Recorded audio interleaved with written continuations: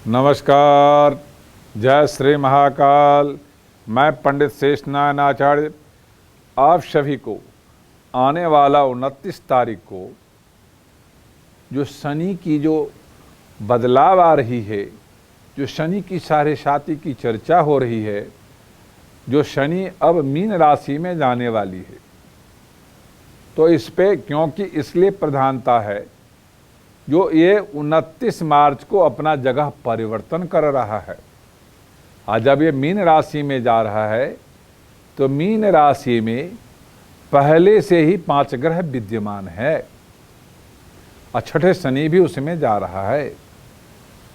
तो उसमें सबसे पहले उसमें सूर्य भी बैठा हुआ है, उसमें बुध भी बैठा हुआ है, उसमें राहु भी बैठा हुआ है, उसमें चंद्रमा भी बैठा हुआ है, उसमें शुक्र भी बैठा हुआ है और शनि साथ में प्रवेश कर रहा है।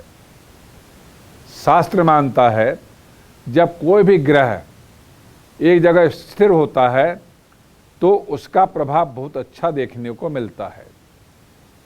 अब रही बात शनि को मीन राशि में जाने से मीन राशि की प्रधानता बढ़ जाती है, क्यों ये 30 महीने के लिए यहाँ आ गया है।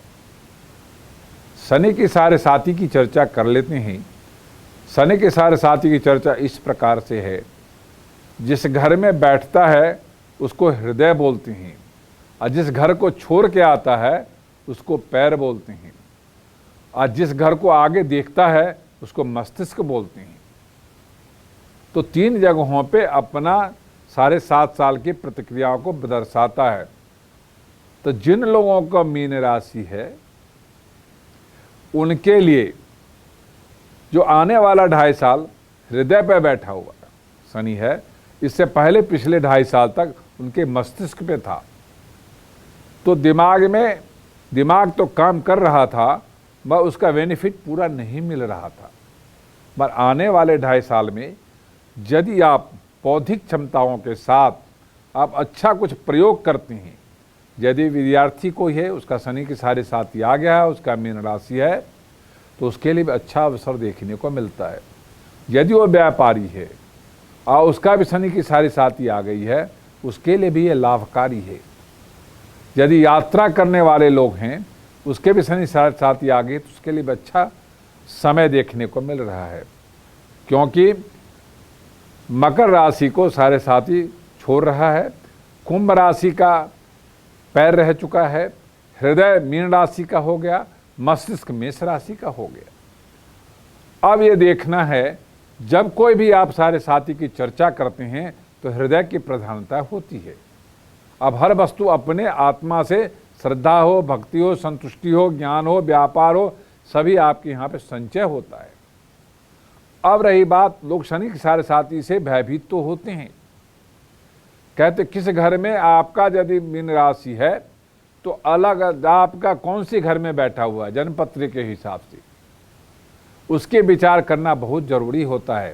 ज्योतिषी लोग केवल साढ़े साती की चर्चा करते हैं, उसका विधि विधान के साथ विचार नहीं करती। अब आपको ज्ञान होना बड़ा जरूरी है।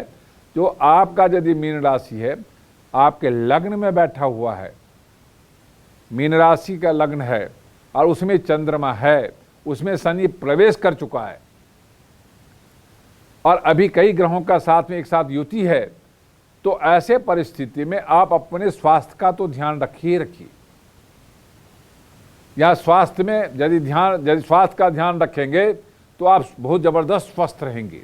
नहीं रखेंगे तो इसमें 20 से 30% कमी आ सकती है, जैसे ब्लड प्रेशर हो सकता है, आपको डायबिटीज हो सकता है।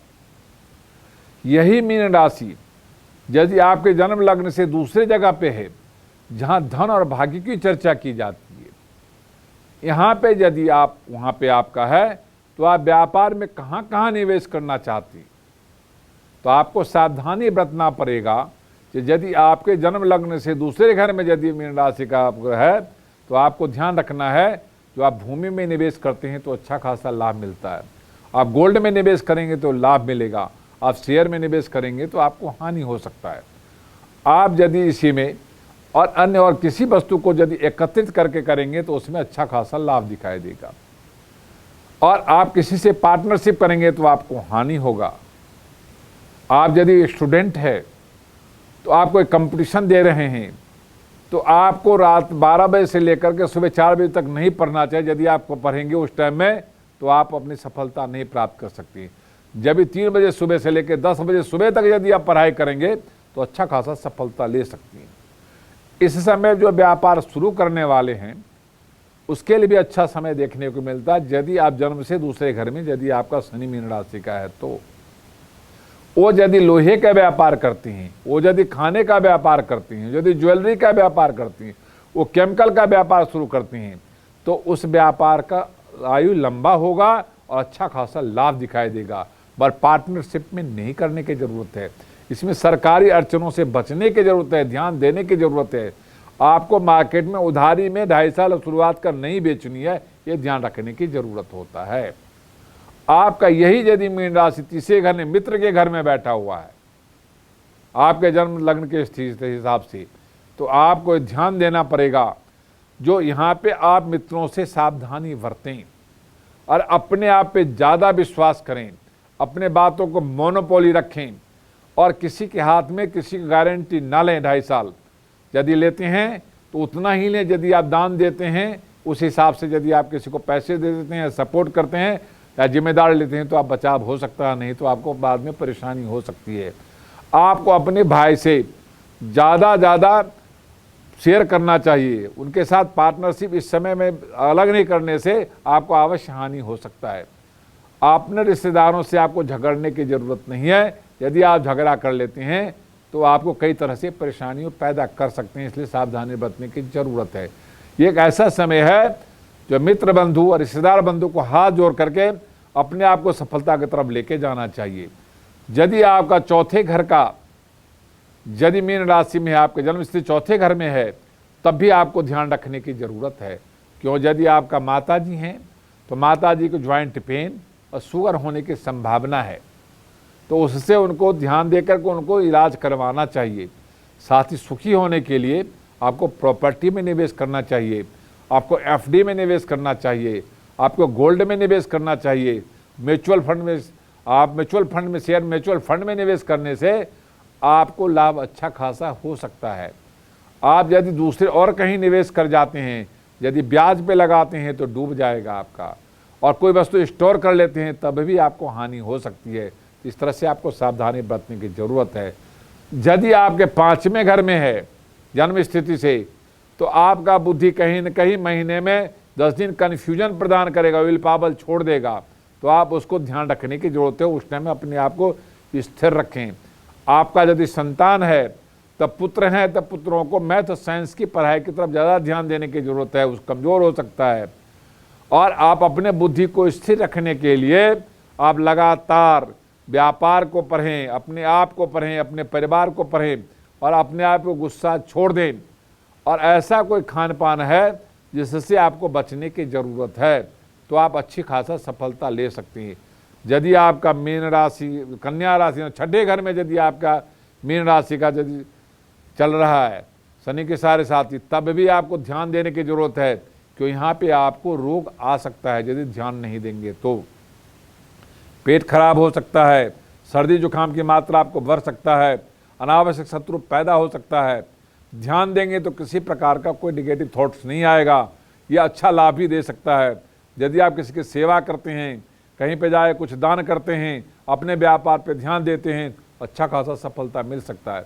यदि आपके 7वें घर में जन्म लग्न से 7वें घर में है, तब भी आपको ध्यान देने पड़ेगा।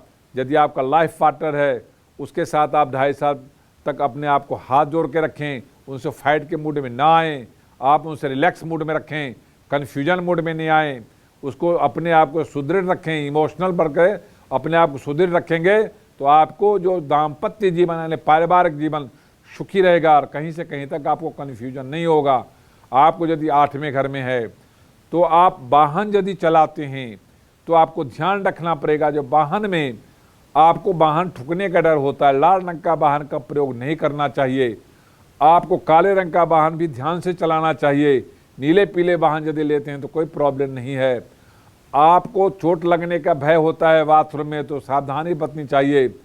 और यदि आप कोई कंपटीशन देते हैं तो वहाँ गुस्से में नहीं जाना चाहिए, नहीं तो असफलता हाथ लगेगी। किसी से आप लेन देन करते हैं तो कई बार रिपीट करके देख लें, नहीं तो आपको इसमें हानि हो सकता है, बाद में उसकी रिपीट वापसी नहीं मिलेगी, आपके साथ ठगी होने की संभावना बरकरार हो जाती है। आपको ध्यान रखना पड़ेगा तो आपके साथ ठगी ना हो।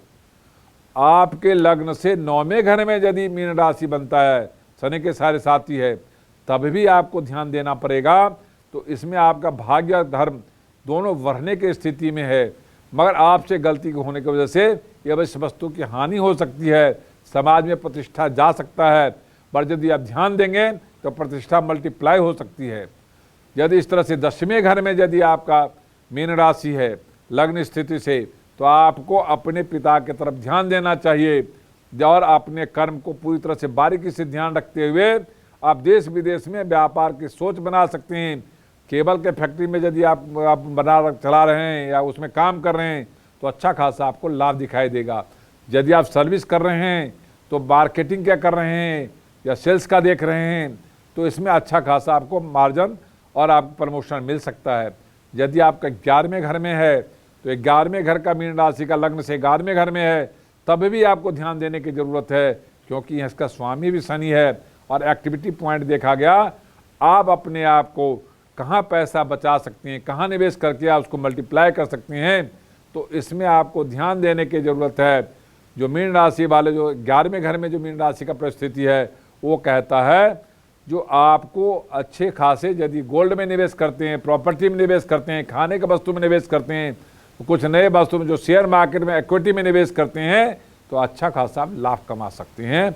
नहीं यदि आपके सट्टे वट्टे में जाने का योग भी बनता है तो इसमें यदि आप चले जाते हैं तो 99% आप हानि कर लेते हैं और कर्ज में आप घिर जाते हैं। यदि 12वें घर का है तो आपको अपने खर्च पे कंट्रोल करना पड़ेगा, अपने वाणी पे कंट्रोल रखना पड़ेगा, अपने आप को अनावश्यक कन्फ्यूजन में नहीं लाना पड़ेगा, नहीं तो आप डिप्रेशन में आ सकते हैं, फ्रस्ट्रेशन के मूड में आ सकते हैं, फायर मूड में आ सकते हैं। आपको हानि होने का योग इसमें 20% है, लाभ कमाने का 80% है। हानि के तरफ यदि आपका दिमाग रुझान बढ़ गया तो आप 200% हानि कर जाएंगे। यदि लाभ की तरफ आपका ध्यान चला गया तो आप ग्रेड टू 80% लाभ कमा करके उसको मल्टीप्लाई कर सकते हैं। ऐसा इस शनि का प्रकोप का प्रभाव की मैंने चर्चा किया है। शनि की सारे साथी जो आपके हर प्रकार से वर्णन किया है, आप इससे बचने के लिए जिस घर में भी कोई आपका लग्न में है तो आपको सफ़ेद कपड़ा 2.5 साल नहीं डालना चाहिए। दूसरे घर में है तो आपको काला कपड़ा नहीं डालना चाहिए। जो तीसरे घर का है तो आपको सफ़ेद कपड़ा नहीं डालना चाहिए। चौथे घर का है तब भी आपको लाल कपड़ा नहीं डालना चाहिए। 5वें घर का है तब भी आपको सफ़ेद कपड़े का प्रयोग नहीं करना चाहिए। 6ठे घर का है तो पीले कपड़े का प्रयोग नहीं करना चाहिए। 7वें घर का है तो नीले कपड़े का प्रयोग नहीं करना चाहिए। 8वें घर का है तो लाल कपड़े का प्रयोग नहीं करना चाहिए। 9वें घर का है तो पीला कपड़े का प्रयोग नहीं करना चाहिए। 10वें घर का है तो लाल और काला दोनों का प्रयोग नहीं करना चाहिए। 11वें घर का है तो लाल और पीले कपड़े का प्रयोग नहीं करना चाहिए। 12वें घर का है तो सफ़ेद और पीले कपड़े का प्रयोग नहीं करना चाहिए। आपको यदि लग्न में सारे साथी है तो आपको हनुमान जी की पूजा करना चाहिए। यदि दूसरे घर में है तो दुर्गा जी की पूजा करना चाहिए। तीसरे घर में है तो आपको गणेश जी की पूजा करना चाहिए। चौथे घर में है तो हनुमान जी की पूजा करना चाहिए। 5वें घर में है तो लक्ष्मी जी की पूजा करना चाहिए। 6ठे घर में है तो शिव जी की पूजा करना चाहिए। 7वें घर में है तो पार्वती जी की पूजा करना चाहिए। 8वें घर में है तो स्वामी कार्तिकेय की पूजा करना चाहिए। 9वें घर में है भगवान नरसिंह की पूजा करना चाहिए। 10वें घर में है तो भी गणपति की पूजा करना चाहिए। यदि आपको 11वें घर में है तो महाकाली की पूजा करना चाहिए। यदि 12वें घर में है तो महासरस्वती की पूजा करना चाहिए। दान विधान है, यदि लग्न में है तो केला दही का दान करना चाहिए। दूसरे घर में है तो चावल दही का दान करना चाहिए। तीसरे घर में है काला दाल दही का दान करना चाहिए। चौथे घर में है काला फल दही का दान करना चाहिए। 5वें घर में है तो पीला फल दही का दान करना चाहिए। 6ठे घर में है तो भी पीला फल दही का दान करना चाहिए। यदि आप 7वें घर में है तो दही और हरे फल का दान करना चाहिए।